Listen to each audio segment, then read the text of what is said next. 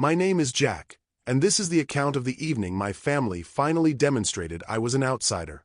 I arrived at my brother's wedding anticipating a joyful occasion, ready to pose for photographs and fulfill my usual role as the dutiful son. However, from the moment I entered, an unsettling feeling washed over me, and then I noticed it. My designated spot wasn't at the central family table, nor even within the main hall, but rather positioned outside, near the coatroom. Initially, I assumed it was an error, but it wasn't. It was a clear message: you are insignificant.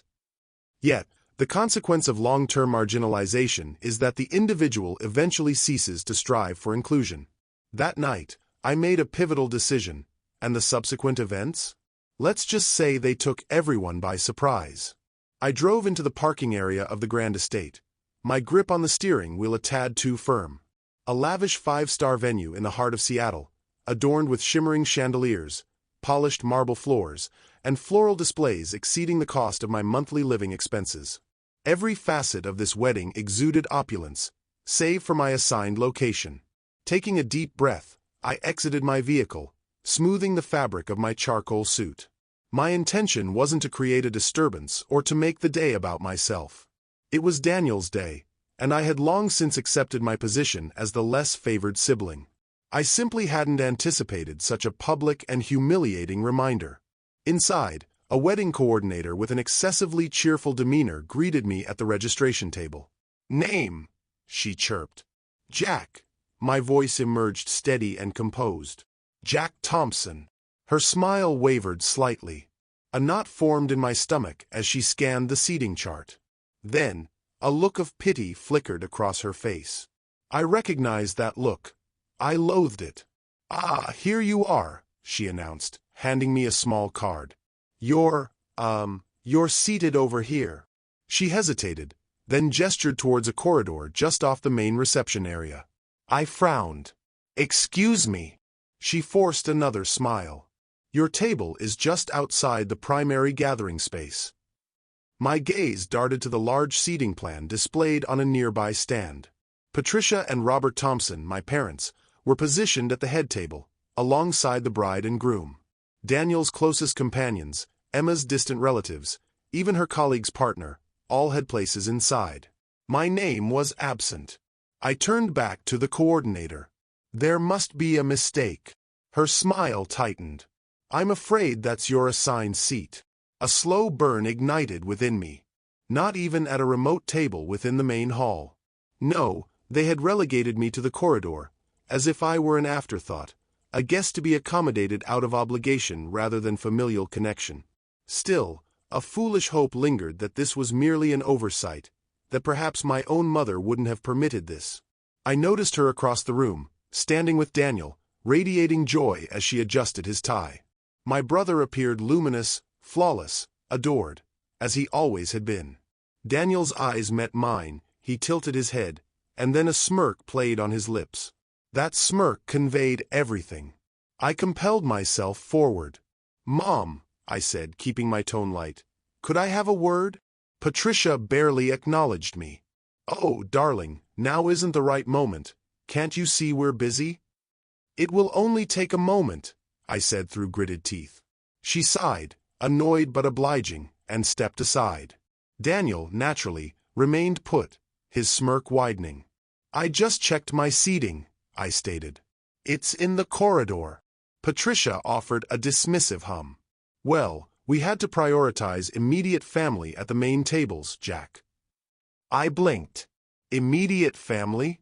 I am immediate family." Patricia let out a forced, airy laugh, as if I had uttered something preposterous. "Oh, sweetheart, don't be so dramatic." Daniel finally interjected. "Did they get your seat wrong?" "Wow, that's unfortunate." His voice dripped with insincere sympathy. "You know how chaotic wedding planning can be. So many tiny details, things get missed." His eyes gleamed with amusement. He knew this was no accident. I turned back to my mother. "Mom, do you really think it's acceptable for me to be seated outside the reception hall, away from everyone?" Patricia sighed again, clearly bored with the conversation. "Jack, don't make a fuss. It's Daniel's special day." Just be grateful you're here. Grateful. The word caught in my throat, a bitter, unspoken sentiment. Grateful for being treated as a second-tier guest at my own brother's wedding? Grateful for being dismissed, pushed aside, forgotten?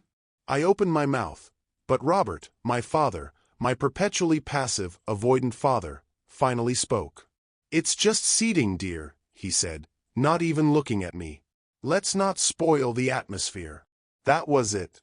His entire contribution. I didn't even bother to respond. What would be the point? A new voice broke the silence. "That's an interesting arrangement." I turned to see Margaret, Emma's mother, standing nearby, a glass of champagne in her hand. Her gaze flickered towards Daniel, then back to me, her expression inscrutable. Daniel tensed slightly. Patricia offered a practiced, gracious smile. "Oh, Margaret, you know how complicated wedding planning can be. We tried our best to accommodate everyone." Margaret hummed, unconvinced. Her eyes lingered on me for a fraction too long, as if discerning something beneath the surface. I didn't yet grasp its meaning, but I held her gaze. Daniel linked his arm through my mother's, effortlessly steering the conversation away. "Mom, we should really check on the cake before the reception begins." And just like that, I was dismissed. The grand estate around me buzzed with laughter, the clinking of glasses, and music, a celebration from which I was effectively excluded. I was present, yet unwelcome. I walked away, my pulse racing, not towards my designated table, not towards the corridor. I reached for the place card in my hand, staring at my own name inscribed in elegant script. I turned it over once, then again, before gently placing it on a nearby tray. If they believed I would simply accept this, they were sorely mistaken. I gazed at the dimly lit corridor, my back pressed against the cool wall, my fingers tightening around the hem of my jacket. Laughter, the clinking of glasses, and distant music drifted from the main hall, a world from which I was never truly a part. The feeling of isolation was not new. The humiliation, though more acute this time, felt strangely familiar, like an old wound being reopened. This was no accident. They intended for me to feel insignificant, and regrettably, they succeeded. The ache in my chest spread, not just from this immediate moment, but from years of being the second choice, the afterthought. My thoughts drifted backward, pulling me into the past before I could resist. 3 years prior, I was at my parents' residence, sifting through my old bedroom. I hadn't been home in some time, and it showed. Dust had settled in the corners, my childhood books remained untouched, the framed photographs on the wall frozen in time. High school, university, everything before I ceased trying. I wasn't looking for anything specific, merely passing the time while my mother finalized whatever elaborate meal she was preparing for Daniel's visit. It was always about Daniel. Then, I noticed it, a small leather-bound journal protruding from my mother's nightstand. I almost didn't open it, but something about its concealed placement, as if it held significance, as if it mattered, compelled me to reach for it. Inside, page after page contained meticulously recorded memories, notes, thoughts about Daniel. His birthdays, his achievements, his struggles, his favorite foods, the names of his childhood friends, even a list of gifts he had adored and those he had pretended to like out of politeness. I flipped through more pages, searching for something, anything, about me. There was nothing. Not a single mention, not a single thought, not a single note about her other son. It was as if I had never existed. I recall standing there, clutching the journal so tightly my hands ached, a lifetime of doubts suddenly confirmed in ink. When my mother entered, she barely reacted. "Oh, hi. You've always been independent. I never had to worry about you the way I do Daniel." As if that were a compliment, as if it could erase years of quiet neglect. She had documented everything about Daniel, yet not a single thought about me was deemed worthy of recording. That was the moment I knew I had always been alone within this family. The present reality crashed back around me, the sound of Daniel's laughter slicing through the air like a blade. The weight of that damned journal pressed against my chest even now. I glanced at my assigned table, the sheer insult of it, the pettiness, the cruelty. If they intended to remind me of my place, message received. I inhaled sharply, pushing myself away from the wall.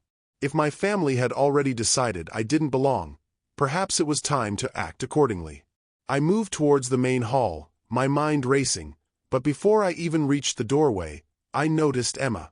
She was standing to the side, near the bar, a glass of wine in her hand, but she wasn't drinking it. Her eyes weren't scanning the crowd with the relaxed air of a woman who had just married the love of her life.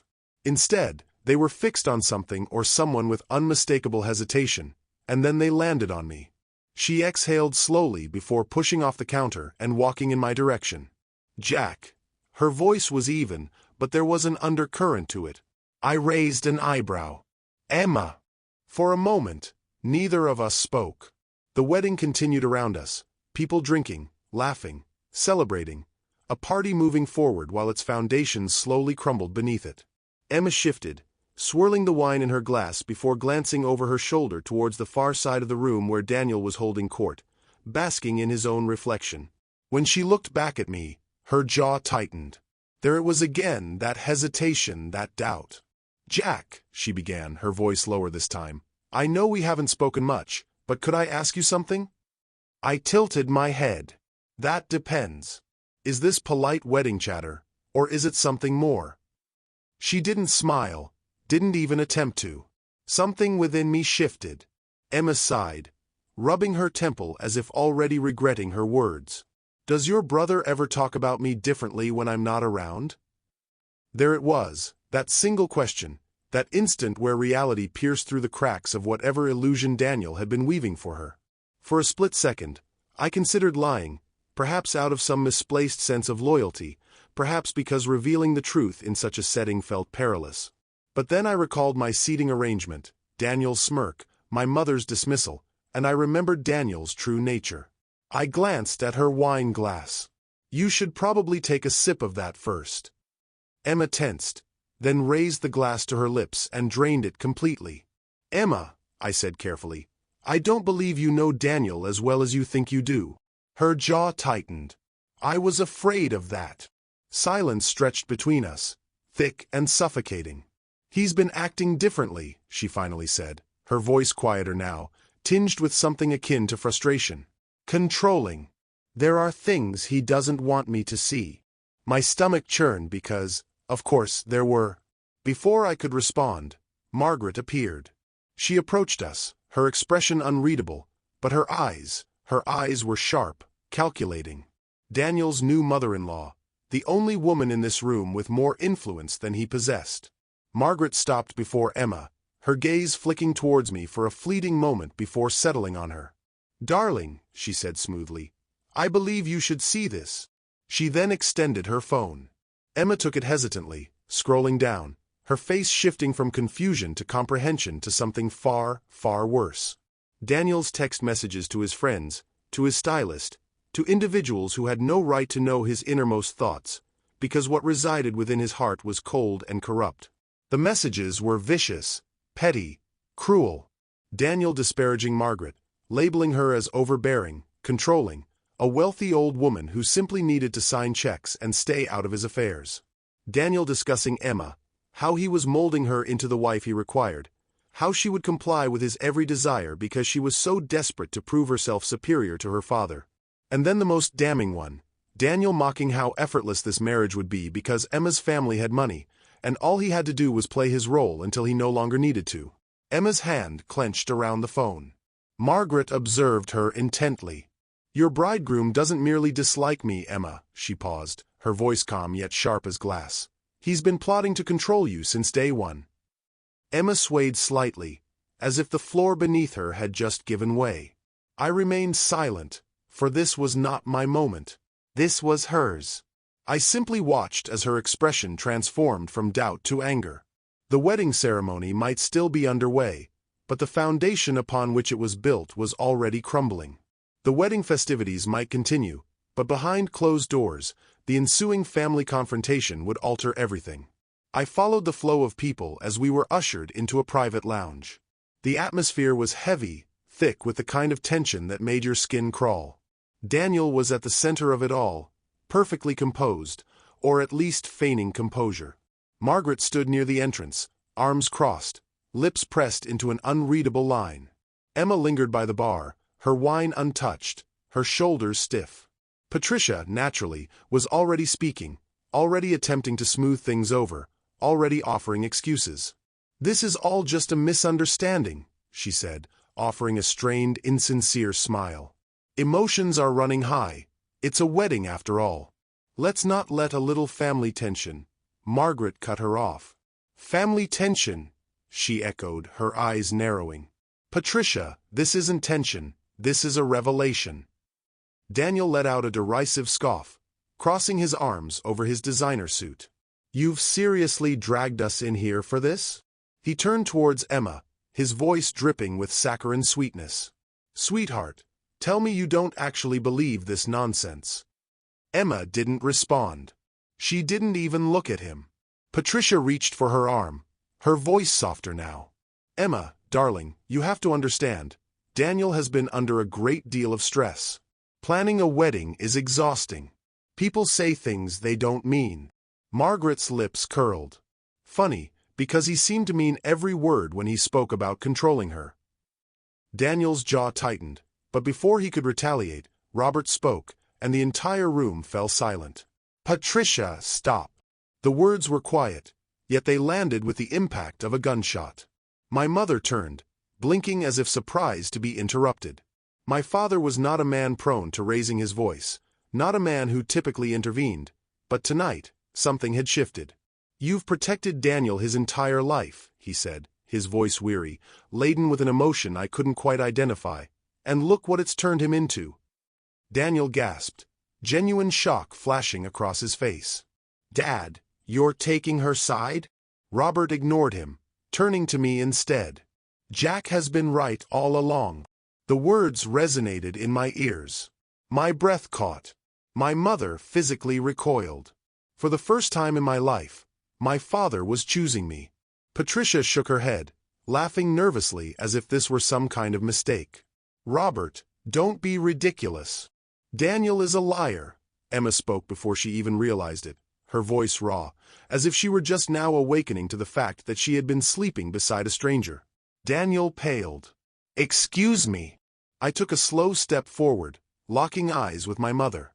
I needed her to comprehend this moment. I needed her to feel its weight. "If you continue to cover for him," I said quietly, "you will lose more than just me, Mom." For the first time, Patricia faltered. Daniel noticed it, and he panicked, his voice sharpening, desperation creeping in. "You're all turning against me because of him." Margaret let out a slow breath, taking a sip of her drink before delivering the final blow.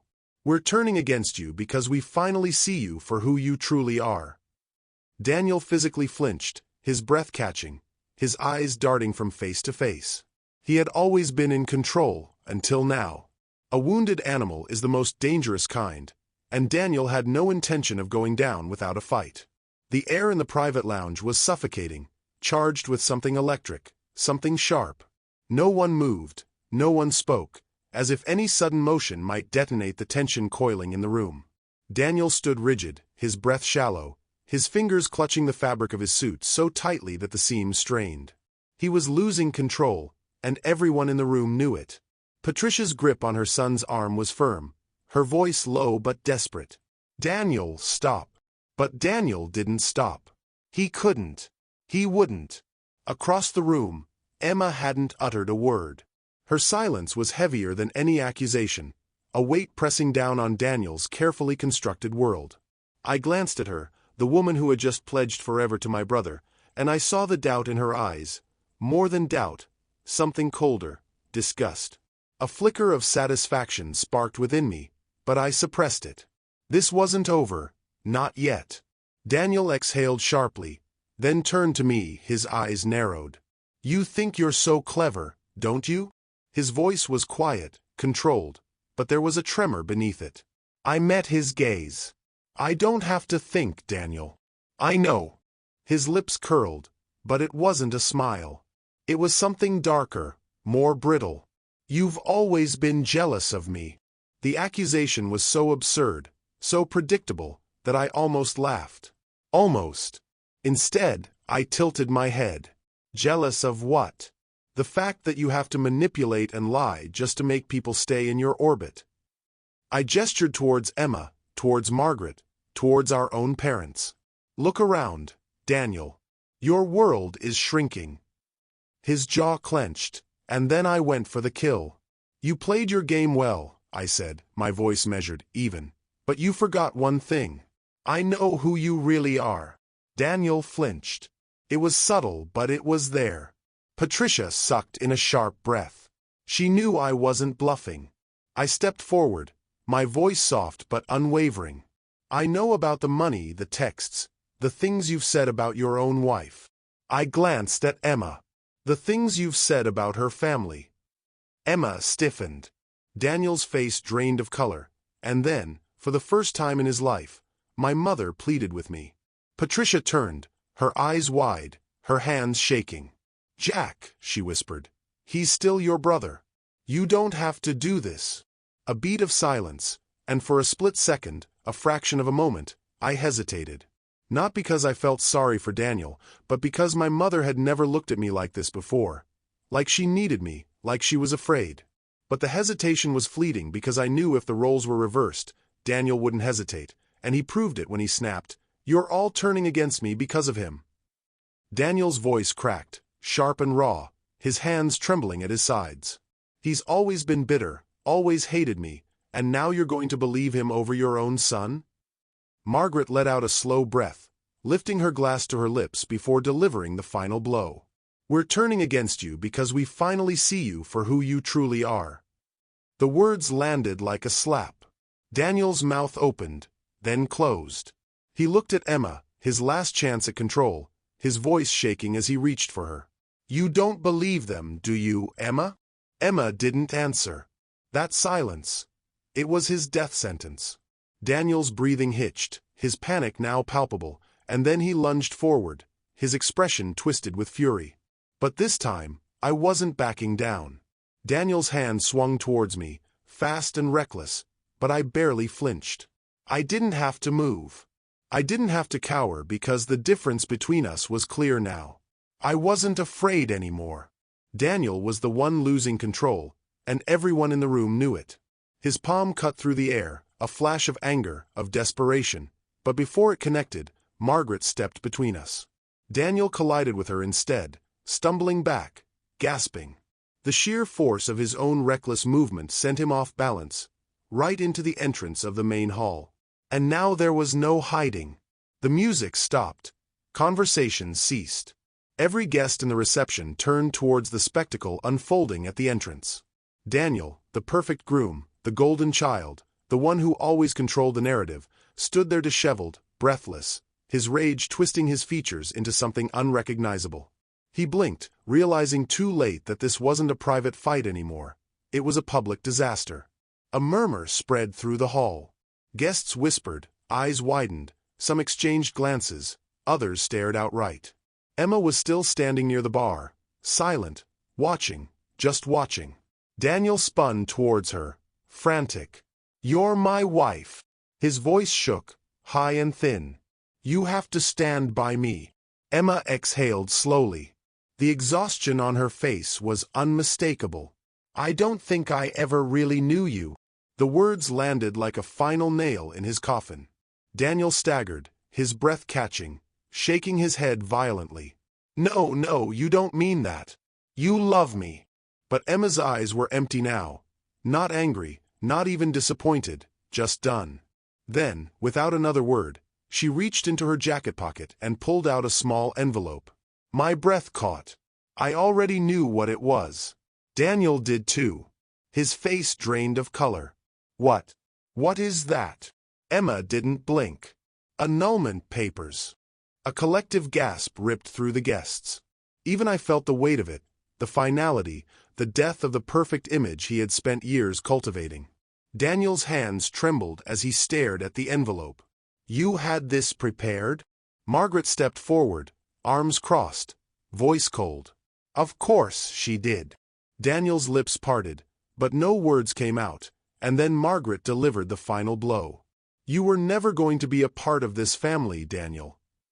Daniel staggered back, his world unraveling, but he wasn't finished yet. Daniel might have lost his marriage, but he still had one weapon left: revenge. His chest rose and fell in quick, uneven breaths, his perfectly styled hair slightly out of place, his hands trembling at his sides. But this wasn't over, not for him. He refused to let it be. He turned sharply to our mother. "Mom," he pleaded, his voice softer now, laced with just the right amount of vulnerability. "You know this isn't true. You know they're trying to ruin me." Patricia hesitated. Of course she did. She had spent a lifetime cleaning up Daniel's messes, smoothing over his mistakes, making excuses. My mother's lips parted, her eyes darting between her two sons, the one she had always protected and the one she had always dismissed. "Daniel," she began, her voice uncertain. Daniel seized the moment. He gripped Patricia's hand, pressing it against his chest like some kind of dramatic performance. "Mom, you know me. You know I love Emma. I would never." "Stop." The voice was cold, final. "Emma." She was holding something in her hand, a stack of papers stapled at the top. Her face was unreadable, but her grip was tight. Daniel froze. Margaret stepped forward, her expression razor-sharp. "Go on, Emma," she said smoothly. "Read it." Emma's jaw clenched, then in a voice eerily calm, she began. "Daniel Thompson filed an inquiry with a divorce attorney 1 month before the wedding." A sharp collective gasp ripped through the guests still lingering in the main hall. I felt my stomach drop, not out of shock, but because even I hadn't anticipated it being this severe. Emma didn't stop. "You were planning to leave me," she said, each word slow, deliberate, cutting. "The moment you gained access to my money." The paper in her hands trembled slightly, but her voice didn't waver. Daniel paled. "That's not." Margaret let out a low, unimpressed laugh. "Oh, sweetheart, don't even try." She tilted her head. "That's a legal document, you know, the kind that doesn't lie." Daniel's confidence shattered. The room was spinning out of his control, slipping through his fingers like sand. Emma took a step closer. "Was anything ever real, Daniel?" Her voice was raw, not angry, just exhausted. "Did you ever love me, or was I just another accessory for you to showcase?" Daniel's lips quivered, his eyes darting around the room, searching for someone, anyone, to support him. And then, as if driven by pure survival instinct, he spun towards me. "This is all your fault," he snapped, his voice rising, cracking. "You've always been jealous of me." There it was, the same tired accusation, but this time it didn't land because, for the first time, I didn't care. I didn't rise to the bait. I didn't argue. I didn't give him what he wanted. I simply looked at him and said, "No, Daniel, this isn't my fault." He flinched. "This is who you've always been." His breath hitched. I stepped forward. I didn't raise my voice. I didn't have to. You manipulate, you lie, you take and take and take, and when things go wrong, you blame everyone but yourself.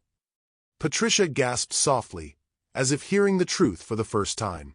Daniel shook his head violently. "No, that's not true. Mom, tell him he's wrong." But Patricia didn't move. She just stared, and for Daniel, that silence was worse than any insult. He stumbled back, realization dawning. He was lost. Daniel looked around the room, seeking someone to take his side, but for the first time in his life, no one did. As the weight of his actions settled in, Daniel realized there was only one thing left to do: disappear. But first he fought. His breath was uneven, his face pale beneath the estate lights. He looked around the room, scanning for someone, anyone, to stand by his side. For the first time in his life, no one did. The guests stared in stunned silence. Some whispered behind raised hands, some avoided eye contact altogether. Even Patricia, his greatest defender, his most loyal enabler, said nothing. Daniel stumbled back, his manicured nails digging into his palms. Then, slowly, he laughed. It was bitter, hollow, not the laugh of a man who had won, but of someone who refused to believe he had lost. "You all think you're better than me," he sneered, his voice unsteady. "Just wait. None of you will be anything without me." No one reacted. No one rushed to tell him he was wrong. He gritted his teeth, shaking his head as if trying to will the moment into something else, and then our eyes met. I stepped forward, Not out of pity, not out of cruelty, but because I needed him to hear this. For the first time, Daniel looked small. "You spent your whole life making sure I felt invisible," I said, my voice steady, unwavering. "But look around, Daniel." I watched as his throat bobbed, as his breath hitched. "You're the one no one sees anymore." He blinked, and for a split second, something in him cracked, then just as quickly, he shoved it down. He stepped back, shaking his head, laughing again, but there was nothing behind it.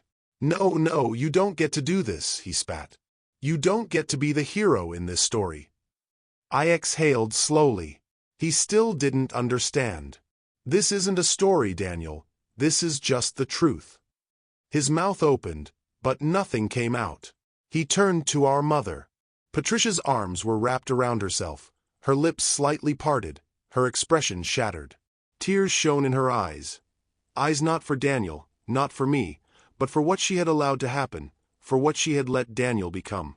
She stared at me, really looked at me for the first time in years, and I knew. I knew she saw it now. The damage, the choices, the consequences. But it was too late. I wouldn't stay to witness the aftermath. I took a breath, shoulders back, and turned towards the exit. No dramatic speech, no second glance, just a quiet, final decision. I walked out, stepping through the heavy estate doors into the crisp night air. The cold filled my lungs, sharp and cleansing. And as I stood there, gazing at the city lights stretching out beyond the courtyard, I felt it. A new beginning awaited beyond the doors. The past might still linger, but I had finally learned that not all endings required closure. It had been a week since the wedding, a week since I had walked out and left them all standing there, staring, speechless, unsure how to proceed without me playing my assigned role. The repercussions unfolded swiftly. I glanced at my phone, scrolling through the missed calls and unread messages. Most were from my mother, some apologetic, some defensive. Patricia Thompson didn't know how to lose. She didn't know how to navigate a world where I wasn't desperately seeking her approval. Daniel, in contrast, remained silent. No social media posts, no cryptic captions, no meticulously crafted illusions of perfection. He had vanished from public view like a disgraced monarch disappearing from the annals of history. And the family group chat, still active, still buzzing with updates, jokes, inside references, just without me. I should have felt hurt. I should have felt the sting of exclusion, but I didn't. For the first time, I didn't need to be part of something that had never truly included me to begin with. The call came later that evening. I let it ring twice before answering. Patricia's voice was hesitant. "I know I've made mistakes," she said, as if it were a simple admission. I remained silent. She exhaled shakily. I don't know how to fix this." I closed my eyes, leaning back against my couch. There was nothing to fix. Some wounds never heal. Some shouldn't. But I didn't voice those thoughts. I said nothing. She waited, as if hoping I would provide her with a solution, tell her how to make everything right, but I wouldn't, and eventually, she realized it. "I just wanted you to know," she murmured before the line went dead. Later that night, I received another message. Not a voicemail this time, not a plea, but an invitation. Dinner, a quiet, unspoken truce. For the first time, I considered declining, not out of anger, not out of resentment, but because I no longer needed their validation. I stared at the message, at its implied weight, and I realized something profound. This was no longer about them choosing me, it was about me choosing myself.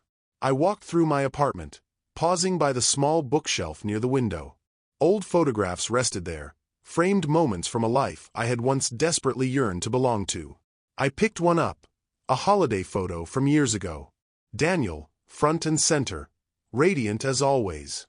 Patricia beside him, her hand resting on Daniel's shoulder, and me positioned at the edge of the frame, like an afterthought. I placed it back down and didn't pick it up again. Instead, I moved towards the window, inhaling the stillness of the night.